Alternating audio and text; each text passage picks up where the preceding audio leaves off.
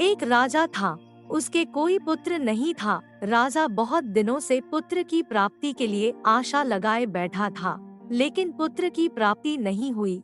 उसके सलाहकारों ने तांत्रिकों से सहयोग लेने को कहा।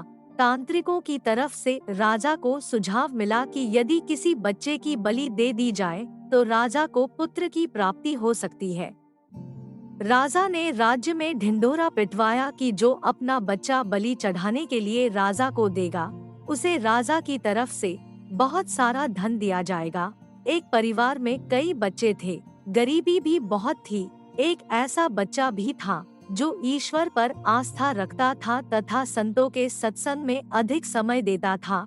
राजा की मुनादी सुनकर परिवार को लगा कि क्यों ना इसे राजा को दे दिया जाए, क्योंकि ये निकम्मा है, कुछ काम धाम भी नहीं करता है और हमारे किसी काम का भी नहीं है, और इसे देने पर राजा प्रसन्न होकर हमें बहुत सारा धन देगा। ऐसा ही किया गया, बच्चा राजा को दे दिया गया। राजा ने बच्चे के बदले उसके परिवार को काफी धन दिया। राजा के तांत्रिकों द्वारा बच्चे की बलि देने की तैयारी हो गई। राजा को भी बुला लिया गया। बच्चे से पूछा गया कि तुम्हारी आखिरी इच्छा क्या है। ये बात राजा ने बच्चे से पूछी और तांत्रिकों ने भी पूछी। बच्चे ने कहा कि मेरे लिए रेत मंगा दी जाए। राजा ने कहा बच्चे की इच्छा पूरी की जाए। आदेश के अनुसार रेत मंगाया गया। बच्चे ने रेत से 4 ढेर बनाए। एक एक करके बच्चे ने 3 रेत के ढेरों को तोड़ दिया और चौथे के सामने हाथ जोड़कर बैठ गया और उसने राजा से कहा कि अब जो करना है आप लोग कर लें।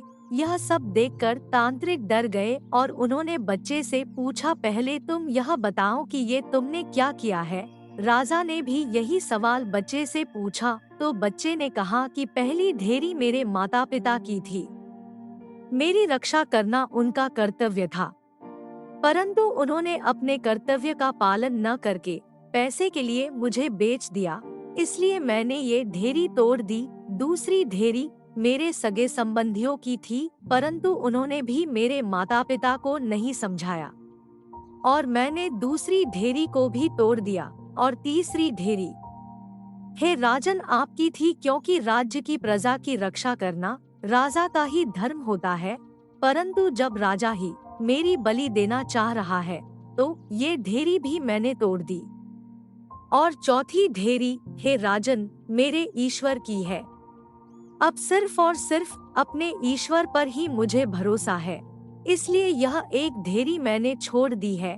बच्चे का उत्तर सुनकर राजा अंदर तक हिल गया। उसने सोचा कि पता नहीं बच्चे की बलि देने के पश्चात भी पुत्र की प्राप्ति होगी भी या नहीं होगी, इसलिए क्यों न इस बच्चे को ही अपना पुत्र बना लिया जाए। इतना समझदार और ईश्वर भक्त बच्चा है, इससे अच्छा बच्चा और कहाँ मिलेगा। काफी सोच विचार के बाद राजा ने उस बच्चे को अपना पुत्र बना लिया और राजकुमार घोषित कर दिया। जो व्यक्ति ईश्वर पर विश्वास रखते हैं उनका कोई बाल भी बांका नहीं कर सकता।